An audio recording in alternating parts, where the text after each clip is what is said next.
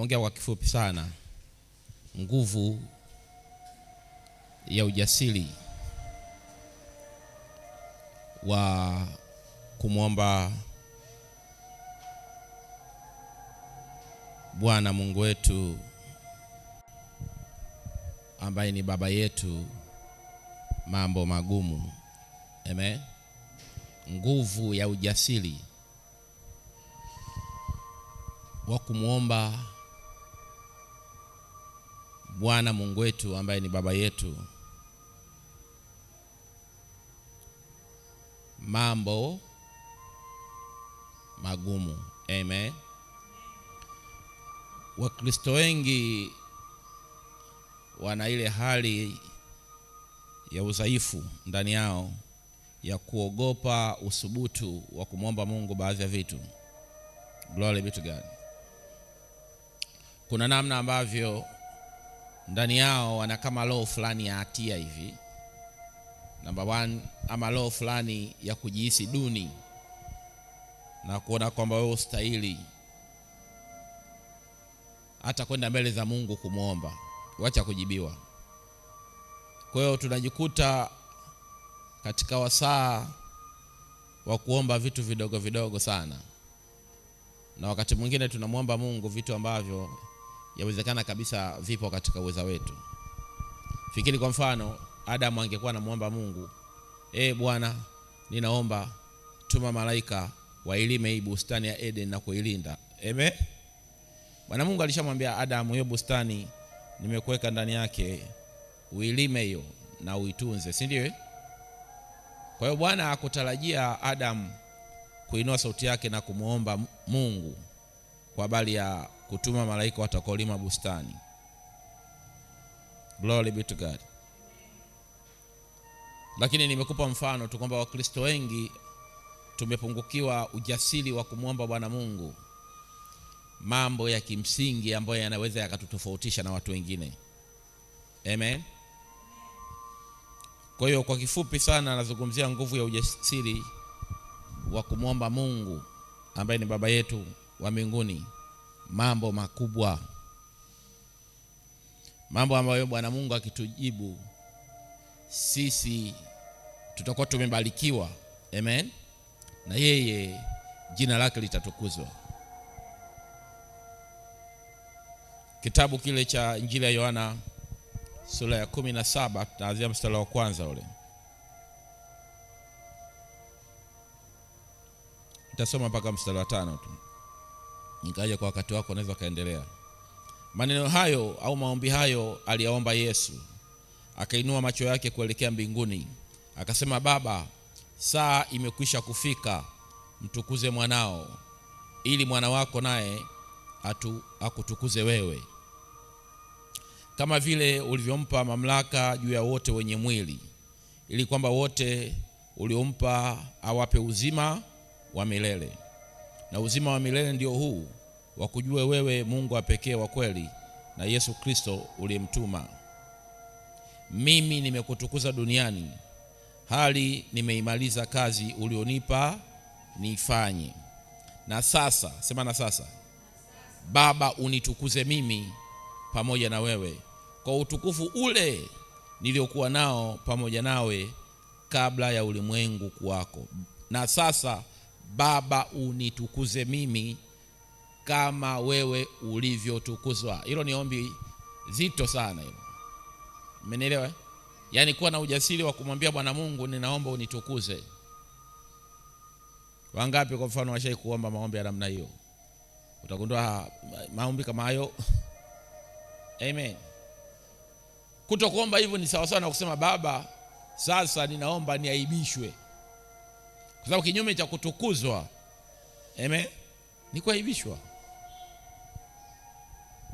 Kwa hiyo unakubali kuaibishwa.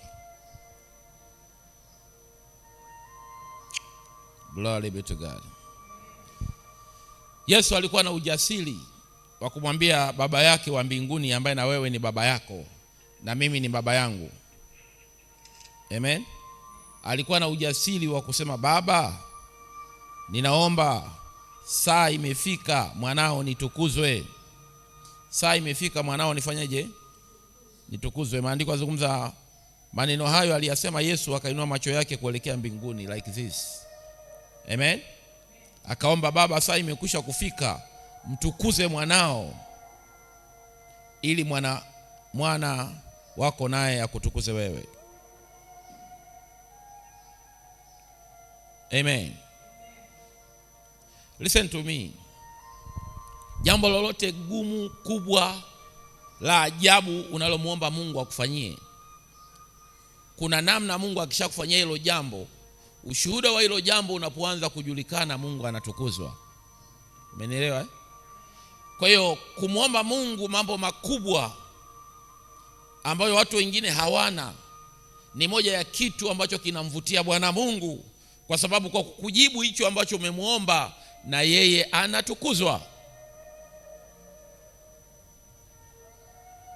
Fikiri kwa mfano mwanamke ambaye ni tasa, si ndio? Ukaamua kuomba, Baba, ninaomba kwa sababu ya utasa ambao umenitesa miaka. Amen. Bwana, sababisha nishike uzao wa watoto labda 3, nipate uzao wa watoto 4 atipaa. Amen. Nakwambia ukizaa watoto 4 utakuwa kivutio cha dunia. Utakuwa kivutio cha watu wa jamii yako. Na watu watasema hakika Mungu yupo jamani. Mungu hajatukuzwa hapo.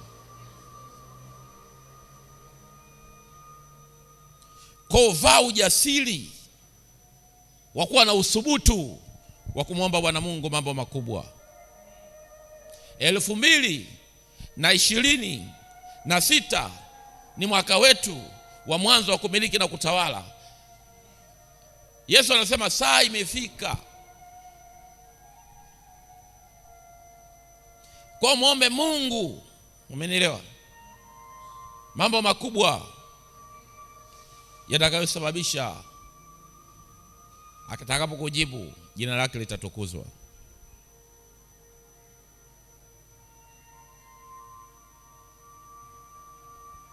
Amen. Amen. Kuwa na nini? Mimi kuna kipindi kwa namuomba Mungu maombi ya ajabu, ambao ili uombe hayo maombi nayo unatakiwa uwe mtu wa ajabu na imani ya ajabu. Nilikuwa namuomba Mungu, Baba, sababisha jeshi la malaika zako lijifunue kwangu. I want to see them physically. Nataka niwaone hivi. Nataka nitende kazi na malaika. Na nikamwambia, Baba, ninaomba usinipatie malaika wa level ndogo tu ambao wako katika kila huduma. Amen. Nipatie malaika wenye mamlaka nini? Kuu. Nipatie malaika wenye uwezo. Sasa sikiliza, angalia Yesu anaomba hapo. Si ndio? Anasemaje hivi? Baba, si ndio? Saa imekwisha kufika. Mtukuze mwanao, ili mwana wako naye akutukuze wewe. Kama vile ulivyompa mamlaka juu ya wote wenye mwili, ili kwamba wote uliompa awape uzima wa milele. Yesu anasema hivi, Baba, angalia Yesu anachosema hicho. Umenipa mamlaka. Sema mamlaka zidi ya wote wenye mwili. Yaani Yesu anasema mimi ndo na mamlaka kuliko mtu yoyote duniani hapa. Yesu anasema mimi ndo na mamlaka. Yaani anatambua mamlaka yake alikuwa nayo nini? Ni kubwa. Si ndio? Sasa wewe ukiambiwa huu ni mwaka wa mwanzo wa kumiliki na kutawala, unashindwa kumwambia Bwana, nipe nini? Na mimi mamlaka kwenye familia yangu. Kwamba katika familia yangu, amen, lisitokee jambo lolote isipokuwa mimi nimelithibitisha. Si ndio alichokuwa anasema Yesu hapa? Ama Yesu alikuwa anasema nini? Kama vile ulivyompa mamlaka juu ya wote wenye mwili, ili kwamba wote uliompa awape uzima wa nini? Wa milele. Kwa kumbe kuna kumwomba Mungu, Baba, nipatie aina ya baraka, nipatie aina ya umiliki katika familia yangu, aina ya umiliki ambayo haijawahi kuwako vizazi na vizazi. Umenielewa? Ya kwamba kila mtu atakayeinuka katika familia yangu, mimi ndiwe lango la kuinuka kwake. Simple, sema simple. Yesu anazungumza, yeye alipewa mamlaka juu ya wote wenye mwili. Wewe unaweza kumwomba Mungu akakupa mamlaka juu ya watu wote kwenye familia yako. Haleluya. Hayo sio maombi madogo madogo. Na Mungu akikujibu utatukuzwa. Wapendwa, tuko tu tumebaki na mambo ya kijinga. Yule si unani ana hela, yule fulani ni tajiri. Kwa nini usimwombe Mungu akupa utajiri? Anasema fedha na dhahabu ni mali yangu. Lakini una huo ujasiri wa kumwambia Baba nipe nini? Utajiri. Ndio maana nasema Mungu nafundisha nguvu ya uthubutu. Sema nguvu ya uthubutu. Lazima uwe na uthubutu wa kumwomba Bwana Mungu mambo makubwa makubwa.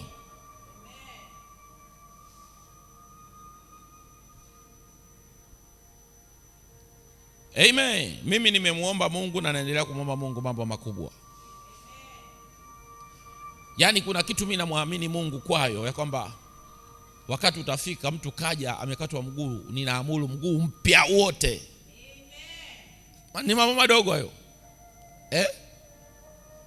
Kwamba I command a new leg to grow.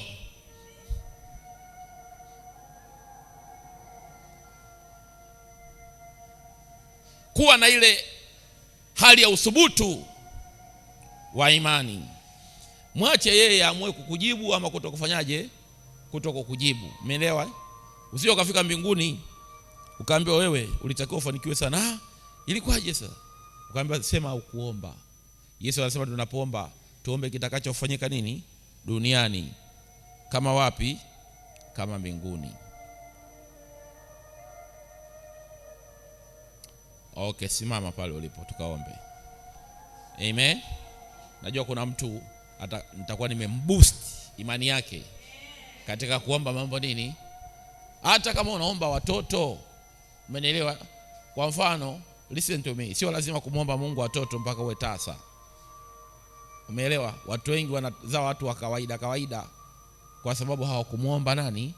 Kuna namna, Bwana ninaomba mimi nitakapokuja kushika mimba, nishike mimba ya uzao ambao ni mkubwa duniani. Mama yake Albert Angel alikuwa na watoto 5 nadhani. Akaona hao watoto 5 kweli kuna nabii hao. Akaenda mbele za Bwana akamwambia, Bwana Mungu, kama katika watoto wao walionipa hakuna nabii, ninahitaji mtoto mwingine ambaye ni nabii mkubwa. Akaja akashika mimba. Amen. Siku moja alikuwa anatembea, yuko sehemu fulani, kuna mti fulani, akasikia sauti kubwa inaongea kutoka kwenye ule mti. Sema, mtunze huyo mtoto ambaye yuko tumboni mwako ni nabii. Leo nani asiyejua mtumishi wa Mungu anaitwa Albert Angel? Manabii almost all of us we know him. Amen. Kuna mtu anaelewa? Kwa sababu mama yake aliomba, alikuwa na uthubutu. Kuna namna unaweza kumwambia Baba, mwaka unipatie watoto ambao ni watawala. Watoto ambao utawala wao utakuwa ni mahala pa juu. Mtu anaomba tu, Baba nipe mimba, naomba mimba. Mimba hata mtu mwingine anaweza akapata, mtu wa Mungu. Haleluya. Lakini hiyo mimba iwe ina uzao wa aina gani? Lazima una roho ya uthubutu. Sema lazima una roho ya nini? Uthubutu wa kuomba mambo nini? Makubwa. Baba, katika jina la Yesu Kristo mwana wa Mungu, mwana wa Daudi, tazama nimezungumza na watu wako kwa habari ya jambo hili, ya kwamba kila mmoja anatakiwa awe na ile roho ya uthubutu wa kukuomba mambo makubwa. Nami ninakuja mbele zako Bwana, katika jina lipitalo majina yote, jina la Yesu Kristo mwana wa Mungu, mwana wa Daudi, ninakuomba ya kwamba na ya kuwa tazama jamii kubwa ya watu wako Bwana Mungu mfalme, nawe ukapate kwenda kuingilia kati kwa habari ya watu hawa tunapokuomba mambo makubwa, ya kwamba Bwana masikio yako yasiwe mazito hata ukashindwa kusikia, bali usikie maombi na vilio vya watu hawa ili kuweza kuachilia majibu, katika jina lipitalo majina yote, jina la Yesu Kristo mwana wa Mungu, mwana wa Daudi, uliye juu ya mawingu, uliyetukuka, uliye mwaminifu na wa kweli, Alfa Omega. Ninakuomba wewe katika siku ya leo ya kwamba na ya kuwa Bwana Mungu mfalme, watu wako tunakuomba mambo makubwa ajabu, ya kwamba Baba ninakuomba binafsi ya kwamba mwaka huu like never before. Sababisha kiwango cha neema cha katika eneo la uchumi, biashara na fedha kikawe mara 100 zaidi ya ilivyowahi kuwa katika maisha yangu. Kwa maana ni wewe kupitia neno lako umesema ya kwamba hakuna aliyemwacha baba, mjomba, shangazi, kiwanja, nyumba kwa ajili yako na kwa ajili ya ufalme wa Mungu, ambaye atapokea uzima wa milele katika siku za usoni na mara 100 hapa duniani. Baba, ninakuomba lile fungu la baraka mara 100 likapate kwenda kunijia na nikapate kwenda kulikamata thabiti katika jina la Yesu, mwana wa Mungu, mwana wa Daudi. Ule uchumi wa mara 100 zaidi, Baba, ninakuomba ndani ya mwaka huu katika jina la Yesu, mwana wa Mungu, mwana wa Daudi. Baba, ukapate kwenda kunibarikia mara 100 zaidi katika viwango vya ajabu na katika jinsi ya kutisha. Baba, achilia ule mbaraka wa mara 100 zaidi, ule mbaraka wa mara 100 zaidi katika jina la Yesu, mwana wa Mungu, mwana wa Daudi. Mungu wa matendo makuu, Mungu wa matendo ya ajabu, Mungu wa matendo ya kutisha, ninakuomba wewe Bwana ya kwamba sikia maombi yangu katika siku ya leo. Bwana, ninakuomba sikia maombi yangu katika siku ya leo, ukanitendee na kunifanyia maajabu ajabu katika jina la Yesu. Baba, ninakuomba katika siku ya leo, Baba, sababisha viwango vya ajabu vya kuimarika kiuchumi vya wote ambao walijitoa na wameendelea kujitoa na wanajitoa chini ya mwamvuli wa huduma hii katika jina la Yesu, mwana wa Mungu, mwana wa Daudi. Wabarikie na viwango vya utajiri ambavyo vitakuwa ni ishara na ajabu miongoni mwa familia zao katika jina la Yesu, mwana wa Mungu, mwana wa Daudi. Baba, ninakulilia wewe katika siku ya leo ya kwamba na ya kuwa Bwana usikawie katika kuachilia hizo baraka ndani ya mwaka huu. Baba, ninakuomba usikawie katika kuachilia hizo baraka ndani ya mwaka huu katika jina la Yesu, mwana wa Mungu, mwana wa Daudi. Mungu wa matendo makuu, Mungu wa matendo ya ajabu, Mungu wa matendo ya kutisha, ukatushangaze watu wako mwaka huu. Malango ya kiuchumi yakatufungukie mara 100, malango ya biashara na fedha yakatufungukie mara 100 katika jina la Yesu, mwana wa Mungu, mwana wa Daudi. Miongoni mwetu ambaye amefanikiwa kidogo, Bwana, akafanikiwe mara 99 ndani ya mwaka huu kuliko ilivyokuwa mwaka jana na miaka ya nyuma katika jina la Yesu. Bwana, mimina ile mvua ya baraka ikapate kwenda kunyesha juu ya anga la huduma hii Bwana, na ile baraka zikapate kwenda kutufikia ajabu katika jina lipitalo majina yote, jina la Yesu, mwana wa Mungu, mwana wa Daudi. Na watu wote tuseme amen. Ninaona kama ulivyoomba ndivyo Bwana Mungu atakujibu. Amen. Kila usubutu wa kuomba mambo makubwa ndivyo Bwana Mungu atakutendea mambo makubwa. Amen. Kila usubutu wa kuomba mambo ya ajabu ndivyo Bwana Mungu atakutendea mambo ya ajabu. Amen. Kila usubutu wa kuomba mambo ya kushangaza ndivyo Bwana Mungu atakutendea mambo ya kushangaza. Amen. Katika jina la Yesu, mwana wa Mungu, mwana wa Daudi.